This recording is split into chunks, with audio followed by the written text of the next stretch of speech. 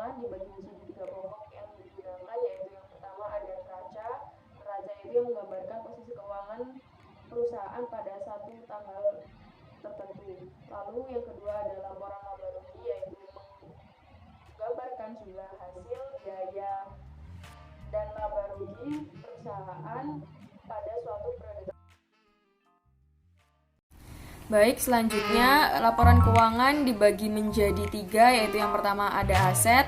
Aset memiliki arti yaitu sumber daya yang dikendalikan oleh perusahaan sebagai hasil dari peristiwa masa lalu dan dari mana manfaat ekonomi masa depan diharapkan dapat mengalir ke perusahaan. Aset dibagi menjadi dua, yaitu aset lancar. Aset lancar bisa diartikan dengan aset yang dapat mudah dikonversi menjadi kas dan setara kas. Aset lancar sendiri biasanya dikonversi dalam periode 1 tahun. Lalu yang kedua, aset tidak lancar.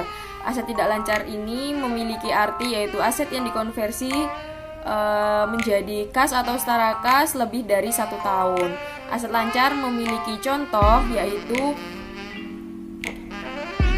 investasi jangka panjang, piutang, persediaan, dan biaya dibayar di muka. Aset tidak lancar sendiri memiliki contoh yaitu investasi jangka panjang, terdiri dari saham atau obligasi. Lalu ada aset tetap terdiri dari tanah, bangunan, kendaraan. Lalu ada aset tetap tidak berwujud yaitu hak cipta, merek dagang, lisensi, goodwill, dan sebagainya. Lalu yang kedua ada hutang.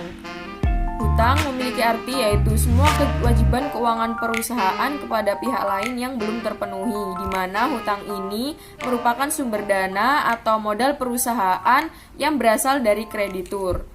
Hutang juga dibagi menjadi dua, yaitu hutang lancar dan hutang tidak lancar. Hutang lancar sendiri memiliki arti yaitu kewajiban keuangan perusahaan yang pembayarannya dalam jangka pendek atau 1 tahun sejak tanggal neraca.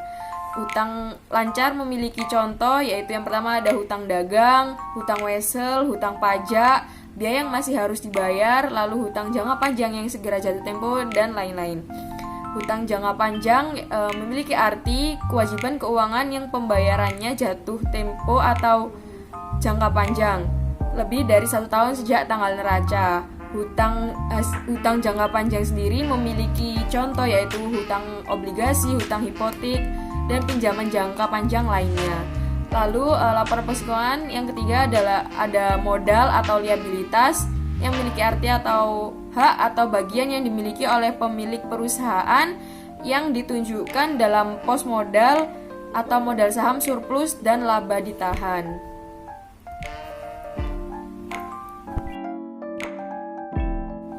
Lalu laporan keuangan pokok yang dihasilkan yang kedua ada laporan laba rugi.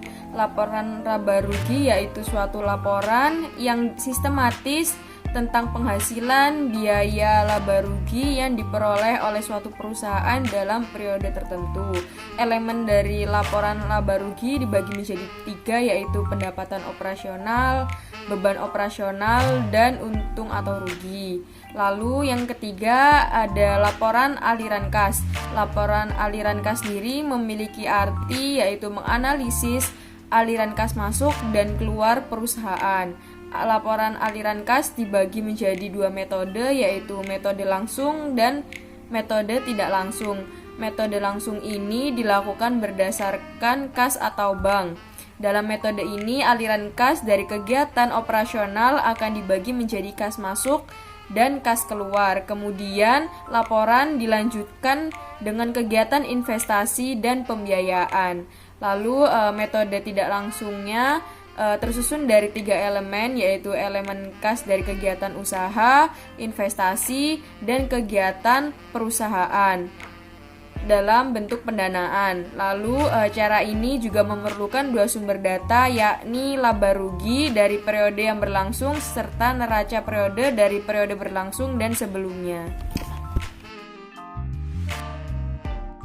Baik, di sini saya akan menjelaskan tentang sifat laporan keuangan. Laporan keuangan bersifat historis serta menyeluruh. Sebagai suatu progress report, laporan keuangan terdiri dari data-data yang merupakan hasil dari satu kombinasi. Selanjutnya yaitu adapun perbedaan dari akuntansi keuangan eksternal dan akuntansi manajemen internal. Yang pertama, dalam akuntansi keuangan, laporan ditekankan pada kebutuhan pihak luar atau eksternal. Sedangkan akuntansi manajemen, laporan digunakan oleh pihak internal atau manajemen sendiri. Yang kedua, dalam akuntansi keuangan, laporan mencakup seluruh organisasi. Sedangkan dalam akuntansi manajemen, biasanya menyangkut unit dalam organisasi yang lebih rinci, atau bisa disebut divisi-divisi dalam organisasi tersebut. Yang ketiga, dalam akuntansi keuangan memiliki standar penyusunan yang baku, sedangkan akuntansi manajemen tidak memiliki standar penyusunan. Yang keempat, dalam akuntansi keuangan mencatat data secara historis, sedangkan dalam akuntansi manajemen data itu bisa historis, prediksi, atau standar. Yang kelima, akuntansi keuangan akurasinya sangat tinggi. Sedangkan akuntansi manajemen yang terpenting adalah relevansi pada kebutuhan dalam organisasi tersebut. Yang keenam, dalam akuntansi keuangan diatur dan dilindungi oleh UU. Sedangkan akuntansi manajemen tidak tunduk pada UU. Terima kasih, selanjutnya akan dilanjutkan oleh rekan saya. Selanjutnya saya akan menjelaskan tentang konsep analisis laporan keuangan. Dalam menganalisa dan menilai posisi keuangan dan potensi atau kemajuan-kemajuan perusahaan, faktor yang paling utama untuk menganalisis laporan keuangan yang pertama likuiditas adalah menunjukkan kemampuan suatu perusahaan untuk memenuhi kewajiban keuangan pada saat ditagih. Yang kedua, solvabilitas adalah menunjukkan kemampuan perusahaan untuk memenuhi kewajiban keuangan apabila perusahaan tersebut dilikuidasikan, baik kewajiban keuangan jangka pendek maupun jangka panjang. Yang ketiga, rentabilitas atau profitability adalah menunjukkan kemampuan perusahaan untuk menghasilkan laba selama periode tertentu. Yang keempat, stabilitas usaha adalah menunjukkan kemampuan perusahaan untuk melakukan usahanya dengan stabil. Objek analisis laporan keuangan terdiri dari analisis laba rugi, analisis neraca, dan analisis arus kas. Selanjutnya yaitu kelemahan analisis laporan keuangan, antara lain yang pertama, analisis laporan keuangan didasarkan pada laporan keuangan. Oleh karenanya harus selalu diingat kelemahan dari laporan keuangan agar kesimpulan dari analisis tidak salah. Yang kedua, objek analisis laporan keuangan hanya laporan keuangan, tetapi juga harus melihat aspek lainnya seperti tujuan perusahaan, situasi ekonomi, situasi industri, manajemen, budaya perusahaan, dan budaya masyarakat. Yang ketiga, objek analisis adalah data historis yang menggambarkan masa lalu dan kondisi ini dapat berbeda dengan kondisi masa depan. Keterbatasan analisis laporan keuangan adalah sebagai berikut. Yang pertama, akuntansi tidak mencakup informasi yang tidak material. Yang kedua, laporan keuangan menggambarkan nilai harga pokok. Yang ketiga, laporan keuangan bersifat umum atau historis. Yang keempat, proses penyusunan laporan keuangan tidak luput dari penggunaan taksiran. Baik, selanjutnya yaitu prosedur analisa keuangan. Yang pertama, penganalisa harus benar-benar memahami laporan keuangan. Yang kedua, penganalisa harus dapat menggambarkan aktivitas-aktivitas perusahaan yang tercermin dalam laporan keuangan. Yang ketiga, penganalisa harus memahami latar belakang data keuangan. Yang keempat, penganalisa harus mempelajari atau mereview secara menyeluruh data keuangan sebelum melakukan perhitungan, analisa, dan interpretasi. Yang kelima, penganalisa harus mempunyai kemampuan atau kebijaksanaan yang cukup dalam mengambil suatu kesimpulan dengan pertimbangan-pertimbangan tertentu, misal perubahan kondisi perusahaan, perubahan tingkat harga, dan lain sebagainya. Terima kasih atas kesempatannya. Perkenalkan, nama saya Priya Sarandriani dengan NIM terakhir 47. Di sini saya akan menjelaskan tentang metode dan teknik analisa. Tujuan dari setiap metode dan teknik analisa adalah untuk menyederhanakan data sehingga dapat dimengerti. Pertama-tama, penganalisa harus mengorganisir atau mengumpulkan data yang diperlukan, dan kemudian menganalisa dan menginterpretasikan sehingga data ini menjadi lebih berarti. Ada dua metode yang digunakan oleh setiap penganalisa laporan keuangan. Yang pertama, analisa horizontal dan analisa vertikal. Teknik analisa yang biasa digunakan dalam analisa laporan keuangan adalah sebagai berikut.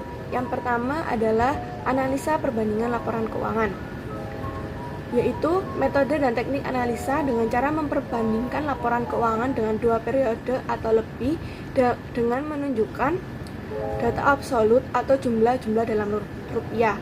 Selanjutnya, kenaikan atau penurunan dalam jumlah rupiah. Yang ketiga, kenaikan atau penurunan dalam persentase. Yang keempat, perbandingan dinyatakan dengan rasio. Yang terakhir, persentase dari total. Analisa dengan menggunakan metode tersebut akan dapat diketahui perubahan-perubahan yang terjadi dan perubahan mana yang memerlukan penelitian lebih lanjut. Selanjutnya, masih di teknik analisa yang biasa digunakan dalam analisa laporan keuangan. Yang kedua ada tren atau tendensi posisi dalam persentase, adalah suatu metode dengan teknik analisa untuk mengetahui tendensi keadaan keuangan. Yang ketiga ada laporan dengan persentase per komponen atau common size statement, adalah metode analisa untuk mengetahui persentase investasi pada masing-masing aktiva terhadap total aktivanya. Yang keempat ada analisa sumber dan penggunaan modal kerja, suatu analisa untuk mengetahui sumber-sumber serta penggunaan modal kerja. Yang kelima ada analisa rasio, metode analisa untuk mengetahui hubungan dari pos-pos tertentu dalam neraca atau perubahan laba rugi dari kedua laporan. Yang keenam ada analisa perubahan laba kotor, adalah suatu analisa untuk mengetahui sebab-sebab perubahan laba kotor dari periode ke periode yang lain. Yang terakhir ada analisa break even, suatu analisa untuk mengetahui tingkat penjualan yang harus dicapai oleh perusahaan agar tidak terjadi kerugian. Metode dan teknik analisa manapun yang digunakan, kesemuanya itu adalah merupakan permulaan dari proses analisa yang diperlukan untuk menganalisa laporan keuangan. Dan setiap metode analisa mempunyai tujuan yang sama, yaitu untuk membuat agar data dapat lebih dimengerti sehingga dapat digunakan sebagai dasar pengambilan sebuah keputusan bagi pihak-pihak yang membutuhkan. Selanjutnya akan dijelaskan oleh rekan saya. Selanjutnya saya akan menjelaskan tentang analisa pembandingan laporan keuangan. Perubahan-perubahan di dalam neraca dalam suatu periode mungkin disebabkan karena yang pertama, laba atau rugi yang bersifat operasional maupun yang insidentil. Yang kedua, diperolehnya aktiva baru maupun adanya perubahan bentuk aktiva. Yang ketiga, timbulnya atau lunasnya hutang maupun adanya perubahan bentuk hutang yang satu ke bentuk yang lain. Yang keempat, pengeluaran atau pembayaran penarikan kembali modal saham atau adanya penambahan atau pengurangan modal. Dengan laporan keuangan yang diperbandingkan untuk beberapa periode akan diketahui sifat dan tendensi perubahan yang terjadi dalam perusahaan tersebut. Dalam metode analisa pembandingan ini dapat ditunjukkan dalam yang pertama data absolut atau jumlah-jumlah dalam rupiah, yang kedua kenaikan atau penurunan dalam jumlah rupiah, yang ketiga kenaikan atau penurunan dalam persentase, yang keempat perbandingan yang dinyatakan dalam rasio, dan yang kelima dinyatakan dalam persentase dari total. Terima kasih atas kesempatannya. Di sini saya akan mempresentasikan gambaran kolom-kolom dalam laporan yang diperbandingkan. Yang pertama ada kolom C yang menunjukkan perubahan-perubahan kenaikan atau penurunan yang terjadi dalam jumlah rupiah. Selanjutnya pada kolom D menunjukkan kenaikan atau penurunan dalam persentase. Selanjutnya kolom E adalah kolom rasio, dan yang terakhir kolom F adalah kolom persentase dari total. Selanjutnya saya akan membahas mengenai kolom D yang menunjukkan kenaikan atau penurunan dalam persentase. Pada kolom ini ada satu kondisi yang menyebabkan nilai tidak dapat diketahui, yaitu apabila data tahun pembanding atau tahun pertama kosong atau negatif, maka persentase tidak dapat ditentukan. Sebaliknya, Apabila data tahun pembanding atau tahun pertama memiliki nilai dan data yang diperbandingkan atau tahun kedua kosong, maka perubahan dalam persentase masih dapat ditentukan. Selanjutnya adalah kolom rasio. Cara mencari nilai pada kolom rasio adalah dengan membagi jumlah rupiah tahun diperbandingkan atau tahun kedua dengan jumlah rupiah tahun pembanding atau tahun pertama. Contohnya pada Poskas. Tahun diperbandingkan atau tahun kedua memiliki nilai 16.000 dibagi dengan tahun pembanding atau tahun pertama yang memiliki nilai 8.000, maka rasionya adalah 2,0. Lanjut pada pos piutang, tahun diperbandingkan atau tahun kedua memiliki nilai 5.000 dibagi dengan tahun pembanding atau tahun pertama yang memiliki nilai 20.000, maka rasionya adalah 0,25. Selanjutnya ada kolom F yang menunjukkan kolom persentase dari total. Untuk mengetahui nilai persentase dari total adalah saldo rupiah masing-masing pos aktiva dibagi dengan total aktiva lalu dikalikan 100%. Contohnya yang pertama, kas pada 31 Desember tahun 1977 memiliki nilai 8.000 dibagi dengan jumlah atau total aktiva senilai 233.000 dan dikalikan 100%, maka dapat diketahui nilai persentase dari total kas adalah 3. Lanjut, contoh yang kedua pada piutang 31 Desember tahun 1978 memiliki nilai 5.000 dibagi dengan jumlah atau total aktiva senilai 266.000 lalu dikalikan 100%, maka dapat diketahui nilai persentase dari total